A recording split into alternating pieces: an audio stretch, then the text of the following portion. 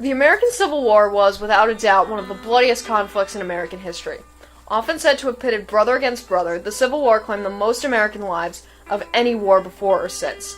Battlefields were harrowing scenes, and no one would have known this better than the famed Angel of the Battlefields, Clara Barton. Clarissa Harlow, Clara Barton, was born on Christmas Day, 1821, in North Oxford, Massachusetts. As a child, she was extremely shy, so much so that it caused her to enter a depression from which she had to recover at home. During that time, she discovered her interest in nursing. One of her brothers fell off a roof and sustained serious injuries. She aided the doctors when she could, and then she ended up nursing her brother herself for a while, and he made a full recovery. Despite her shyness, she was a well-known tomboy in her hometown. She played with her boisterous male cousins, who were consistently surprised at her ability to keep up with them. This experience helped her when she became a teacher, and later, with extensive study, she opened the first free school in the state of New Jersey. But instead of hiring her to run it, a man was given the position, which greatly frustrated Barton, especially since he received 3 times the pay she would have gotten. "I may sometimes be willing to work to teach for nothing," she told the Bordentown School Board, "but if paid at all, I shall never do a man's work for less than a man's pay." She held true to this statement. After stopping work at the school, she became the first woman in a federal government job, and was even paid the same as a man in her position for a time. However, when this was discovered, she was promptly demoted and then fired altogether. She began service with the Union Army when a regiment had been attacked by Southern sympathizers, and she discovered that many of the young men were personally known to her, or boys that she had once taught. She acted mostly as a moral supporter, reading to, writing letters for, and providing comforts to the soldiers, many of whom were only in their teens. She knew that she was needed on the front lines, and after many appeals to every branch of government she could reach, and much general pestering of various officials that she could find, she was allowed to go. There was little Clara Barton did not do in the time that she followed the battles, providing nursing and support. She offered lanterns when it got too dark for work, gave bandages to surgeons who were using corn husks because they had run out of bandages to wrap wounds with. She gave initial first aid to wounded men, and during the time that she followed the army, she even had a scandalous affair with one of the married Union officers. She recorded in her journal that the closest she came to death was when a bullet grazed her coat sleeve, killing the soldier in her arms.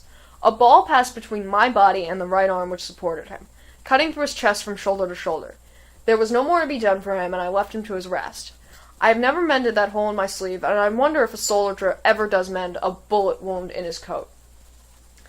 Even with all the help she provided, many still thought a woman did not belong on the battlefield. One doctor was quoted as saying he would rather hear men screaming than comfortable in a woman's arms during battle. But that was just a common sentiment of the time. People did not want a woman on the front lines. Despite that, she won approval from many men, including frontline surgeon Dr. James Dunn, of no relation to me, who said of her, "In my feeble estimation, General McClellan, with all his laurels, sinks into insignificance beside the true heroine of the age, the angel of the battlefield." General McClellan was the Union general at the Battle of Antietam, and Dr. James Dunn was far from the only one, as evidenced by the fact that her nickname was the Angel of the Battlefield, which I think is pretty awesome.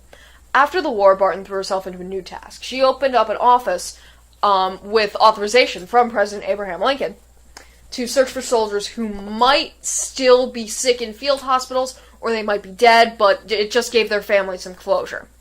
During that time, she also gave lectures on her experiences in the war, a draft of which is up right now.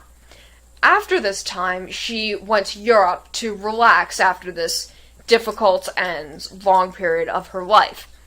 However, instead of rest, she found herself on the front lines yet again, this time in the Franco-Prussian War, a war between France and Prussia over the area that is now the Alsace-Lorraine region of France. She was in the company of, though not yet allied with, the International Red Cross Society, masterminded by Henry Dunant, a native of Switzerland, who, at the Geneva Convention, he kind of figured out the society that would aid wounded, no matter of nationality, during times of war.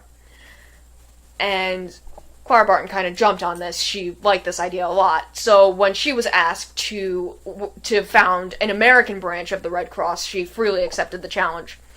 She was rejected, though, at first by President Rutherford B. Hayes because the American people just felt that there would never be another tragedy like the Civil War. But she was accepted later because it was brought up that they would help natural disaster victims as well. She founded the society at age 60, and they had their first meeting in 1881 at 31 East 17th Street in New York. After she founded it at 60, she successfully ran it for another 23 years, only forced to retire at age 83. She didn't really want to retire either, but when she did, she went to Massachusetts and wrote her autobiography entitled The Story of My Childhood, a copy of which is up right now. I would like to end my vodcast with a short road trip. We will be exploring the different places that are named after Clara Barton. If you live in New Jersey, you might know of the Clara Barton section of Edison, or perhaps the Clara Barton Elementary School. If you go to the Antietam battlefields, you will see a memorial to Clara Barton.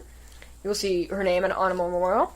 If you go to Maryland, you might find yourself on Clara Barton Parkway, and her influence even extends to other planets. If you ever find yourself on Venus, you might see Mount Clara Barton, named in her honor by NASA observers. Thanks for watching!